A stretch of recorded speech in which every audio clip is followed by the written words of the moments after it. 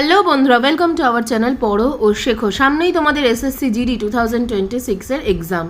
আজকে থেকে তোমাদের রেগুলার ওয়াইজে এসএসসি জিডির প্রিভিয়াস ইয়ারের প্রত্যেকটা কোয়েশ্চেন সলভ করানো হবে। আর প্রত্যেকটা ভিডিও তোমরা আমাদের চ্যানেলে রেগুলার ওয়াইজ সকাল 10টায় পেয়ে যাবে। তাই অবশ্যই আমাদের চ্যানেলটিকে সাবস্ক্রাইব করে নোটিফিকেশন বেল অল করে রেখো। তাহলে চলো আজকের ভিডিও আমরা শুরু করি। দেখো, আজকে আমরা আলোচনা করব হচ্ছে SSC GD previous year GK class number 1 set number 1। আজকে আমরা আলোচনা করব। এই সেটের পরীক্ষা হয়েছিল তোমাদের ফেব্রুয়ারি মাসের 2025-এ। ফার্স্ট শিফটের পরীক্ষার কোশ্চেন নিয়ে আজকের ভিডিওতে আমরা আলোচনা করব। আমাদের চ্যানেলে তোমরা দেখো কি কি পেয়ে যাবে। আমাদের চ্যানেলে তোমরা পাবে হচ্ছে অল প্রিভিয়াস ইয়ারে এসএসসি জিডি কোশ্চেন অ্যান্সার আর স্ট্যাটিক জিকের টপিকের ওপর ক্লাস আমাদের চ্যানেলে অলরেডি কন্টিনিউ হচ্ছে। কিছু অসুবিধার জন্য আমি স্ট্যাটিক জিকের ক্লাসটা কয়েকদিন কন্টিনিউ করতে পারিনি, কিন্তু এরপর থেকে তোমাদের ক্লাসগুলো প্রত্যেকটা টপিকের ওপর কন্টিনিউ হবে। কিছু টপিক আমাদের এখনও করানো বাকি আছে, কিছু টপিক কমপ্লিট হয়ে গেছে। এর মধ্যে আমি স্ট্যাটিক জিকের মোটামুটি 10টা ক্লাস আমার নেওয়া হয়ে গেছে এই ক্লাসগুলো, আর মাত্র কয়েকটা টপিক তোমাদের করানো বাকি আছে। তাহলে স্ট্যাটিক জিকের পার্টটা কিন্তু আমাদের কমপ্লিট হয়ে যাবে। এই পার্টের লিঙ্ক তোমরা ডেসক্রিপশন বক্সে পেয়ে যাবে। যেমন যেগুলো বাকি আছে সেগুলোর মধ্যে আছে হচ্ছে যখন musical instrument artist, list of sports and trophy, scientific instrument, classical dance of India, state wise dance, state wise festival, important days, এইগুলো টপিকের ওপর কোশ্চেন আমার এখনও করানো হয়নি। যেহেতু স্ট্যাটিক জিকের ক্লাস তোমাদের কন্টিনিউ চলছে, খুব তাড়াতাড়ি আমি এই কটা টপিকের ওপর কোশ্চেন অ্যান্সার কমপ্লিট তোমাদের করিয়ে দেবো। আর এই পার্টগুলো তোমরা করে গেলে স্ট্যাটিক জিকের যে কোনো টপিকের ওপর কোশ্চেন দিলেই কিন্তু তোমরা সেখান থেকে করতে পারবে। আর 100% কমন তোমরা আমার স্ট্যাটিক জিকের কোশ্চেন থেকে পাবে। এছাড়া স্ট্যাটিক জিকের ক্লাস কমপ্লিট হয়ে যাওয়ার সাথে সাথে কিন্তু তোমাদের জেনারেল সায়েন্সের ক্লাস কন্টিনিউ হওয়া শুরু হবে। জেনারেল সায়েন্সে কয়েকটা ক্লাস আমার ইতিমধ্যেই দেওয়া হয়ে গেছে। জেনারেল সায়েন্সের সেই ক্লাসের লিঙ্ক তোমরা ডেসক্রিপশন বক্সে পেয়ে যাবে। আর আরেকটা যেটা তোমাদের আমি কমপ্লিট করাবো সেটা হচ্ছে ওয়ার্ল্ড হাইয়েস্ট ফেমাস স্পোর্ট, অর্থাৎ ওয়ার্ল্ডের যেগুলো খুব বিখ্যাত এবং যেগুলো হাইয়েস্ট সেই কয়েকটা স্পটের ওপর স্পটের ওপর কোশ্চেন অ্যান্সার আমি তোমাদের দেবো। সেইগুলো তোমরা অবশ্যই স্ট্যাটিক জিকের জন্য রেডি করে যাবে। আর সেগুলো কিন্তু তোমাদের দেবো আমি যে এসএসসি পরীক্ষা হয়েছিল, ডাব্লিউবিপি, কেপি যে পরীক্ষা হয়েছিল, সমস্ত পরীক্ষার থেকে কনজেস্টেড করে আমি কোশ্চেন বানাবো, সেখান থেকেই তোমাদের দিয়ে দেবো। আর আরেকটা যে টপিক আমার করানো হয়নি এখনও সেটা হচ্ছে অল ওয়েস্ট বেঙ্গল জিকে। এই টপিকটা এখনও আমি শুরু করিনি, কিন্তু খুব তাড়াতাড়ি আমি প্রিভিয়াস ইয়ার কোশ্চেন করানোর সাথে সাথে স্ট্যাটিক জিকের কোশ্চেনগুলো করানোর সাথে সাথে এটাও আমি চালু করে দেবো। দেখো, আজকে আমি শুরু করব হচ্ছে SSC GD class number 1 set number 1-এর কোশ্চেন শুরু করব, যেটা হয়েছিল তোমাদের হচ্ছে ফেব্রুয়ারি মাসে 4 ফেব্রুয়ারি পরীক্ষাটা হয়েছিল। ফার্স্ট শিফটে পরীক্ষার হয়েছিল, তার কোশ্চেন অ্যান্সার আলোচনা করব। প্রথম প্রশ্ন দেখো, ড্যাশ হলেন একজন কিংবদন্তি কর্ণাটকী শাস্ত্রীয় কণ্ঠশিল্পী যিনি ইউরোপ, উত্তর আমেরিকা ও জাতিসংঘের সাধারণ পরিষদে সঙ্গীত পরিবেশনা করেছিলেন। তিনি হচ্ছেন মাদুরাই শুভলক্ষ্মী। মাদুরাই শুভলক্ষ্মী বা MS শুভলক্ষ্মী হলেন একজন প্রথম শিল্পী যিনি ভারতরত্ন ও র্যামন ম্যাগসাই পুরস্কার উভয়ই পেয়েছিলেন। প্রত্যেকটা প্রশ্ন কিন্তু এসএসসি জিডি 2022 থেকে 23 থেকে 24 থেকে কিন্তু রিপিটেড প্রশ্ন আছে। তাই তোমরা প্রিভিয়াস ইয়ারও শুধু যদি কমপ্লিট করে যাও তাহলেও কিন্তু এখানে তোমরা এসএসসি জিডি এক্সামে কিন্তু তোমরা কমন পাবে। তোমাদের টার্গেট হচ্ছে 20-র মধ্যে 14টা কোয়েশ্চেন তোমাদের কারেক্ট করার। 14 যদি তোমরা করতে পারো তাহলে 14 × 2 24 তোমরা পেয়ে যাবে, তাহলে তোমরা পাস করে যাবে। আর যদি তোমরা 15 রাইট করতে পারো তাহলে 30 মার্কস তোমরা পেয়ে যাবে, তাহলে পরীক্ষায় কিন্তু তোমরা রিটেন পরীক্ষায় পাস হয়ে যাবে। তাই 14টা বা 15টা তোমরা রাইট যাতে করতে পারো 20টার মধ্যে, সেই রকমভাবে কিন্তু তোমরা পড়াশোনাটা করে যাবে।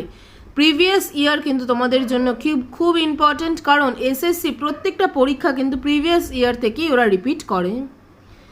তারপর দেখো 2 নাম্বার প্রশ্ন, সবুজ বিপ্লব অর্থনীতির কোন খাতের অন্তর্গত বা কোন খাতের সাথে জড়িত? সেটা হচ্ছে, মনে রাখবে, হচ্ছে অর্থনীতির কৃষি খাতের সাথে জড়িত হচ্ছে সবুজ বিপ্লব।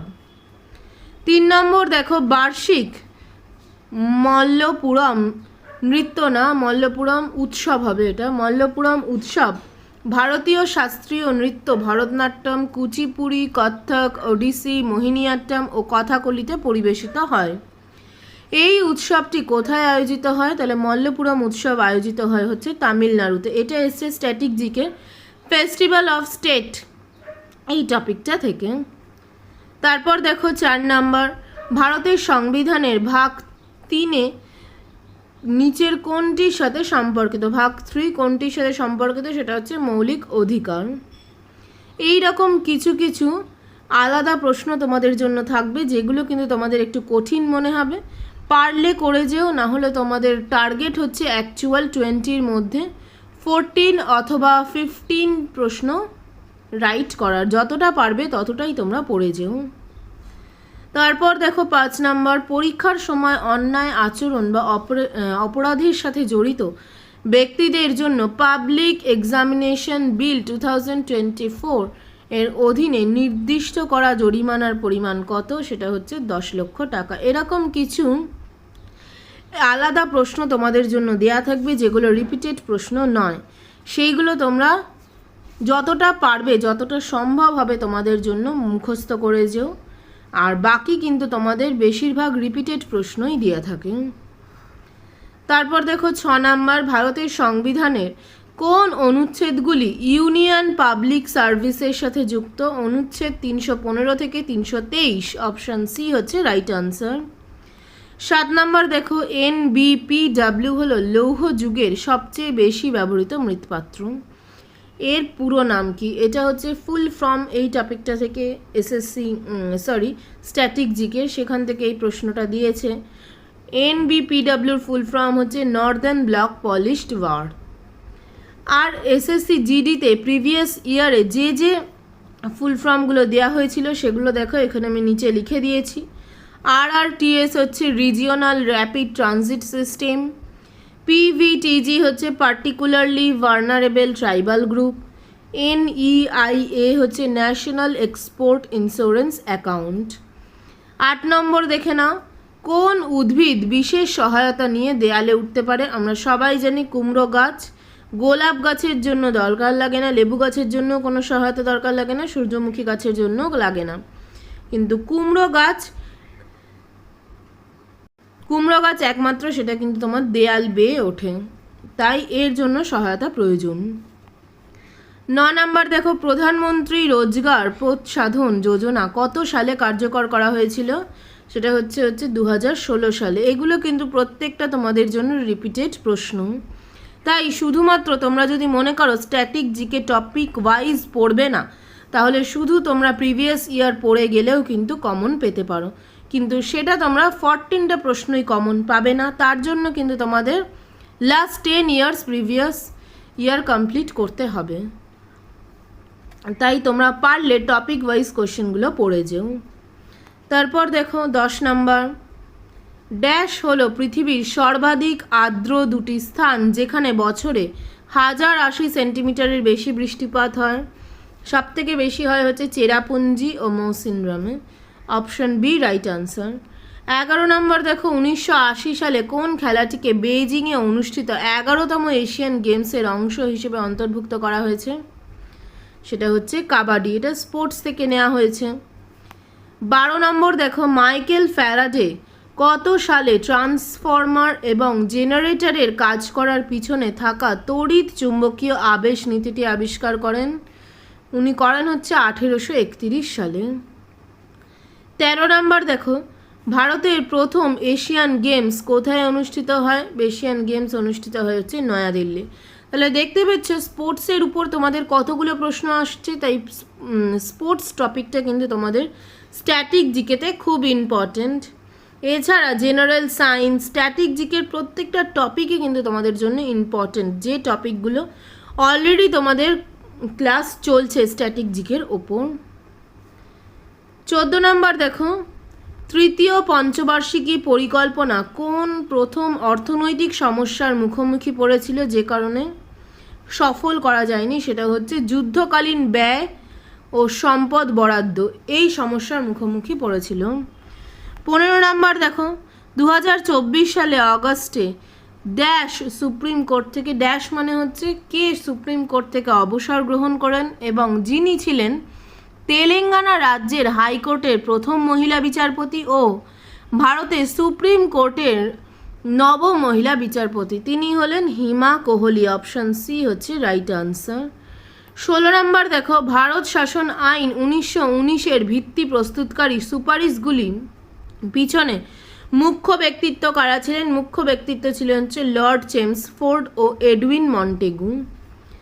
17 নম্বর দেখো, লক্ষ্মী বিশ্বনাথন যিনি সঙ্গীত একাডেমি থেকে মর্যাদাপূর্ণ নাট্য কলানিধি পুরস্কার জিতেছিলেন, তিনি কোন নৃত্যের জন্য বিখ্যাত ছিলেন? এটা হচ্ছে তোমাদের ফেমাস ডান্স এবং ডান্সার স্ট্যাটিক জিকের এই টপিকটার প্রশ্ন, সেটা হচ্ছে ভরতনাট্যম। লক্ষ্মী বিশ্বনাথন ছিলেন হচ্ছে ভরতনাট্যমের জন্য। 18 নম্বর দেখো, ভারতের জাতীয় বহু মাত্রিক দারিদ্র সূচক একটি অগ্রগতি পর্যালোচনায় 2023 অনুসারে কোন কেন্দ্রশাসিত অঞ্চলে বহুমাত্রিক দারিদ্র্যের শতাংশ সর্বাধিক পেয়েছে? সেটা হচ্ছে দাদরা, নগর হাভেলি ও দমন দিউতে। তাহলে 2023-এর পর্যালোচনা অনুযায়ী দাদরা, নগর হাভেলি ও দমন দিউতে দারিদ্রতার শতাংশ সর্বাধিক।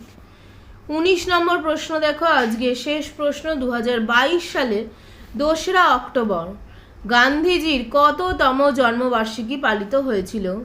সেটা হচ্ছে 153তম জন্মবার্ষিকী পালিত হয়েছে 2022-এ। আমার চ্যানেলে তোমরা যারা নতুন তাদের জন্য বলে রাখি, আমাদের চ্যানেলে static GK topic wise class চলছে, সেই ক্লাসগুলোর লিঙ্ক তোমরা ডিসক্রিপশন বক্সে পেয়ে যাবে। আর মাত্র কয়েকটা ক্লাস করালেই স্ট্যাটিক জিকে পার্ট আমাদের কমপ্লিট হয়ে যাবে। এখন তাই আমরা শুরু করেছি SSC GD previous year question answer solve করানো। এই প্রিভিয়াস ইয়ারের কোয়েশ্চেন অ্যান্সার সলভের ক্লাসগুলো তোমরা আমাদের চ্যানেলে প্রতিদিন সকাল 10টায় পেয়ে যাবে, তাই অবশ্যই আমাদের চ্যানেলটিকে সাবস্ক্রাইব করে নোটিফিকেশন বেল অল করে রেখো। তাহলে চলো আজকের ভিডিও আমরা কমপ্লিট করলাম। ধন্যবাদ।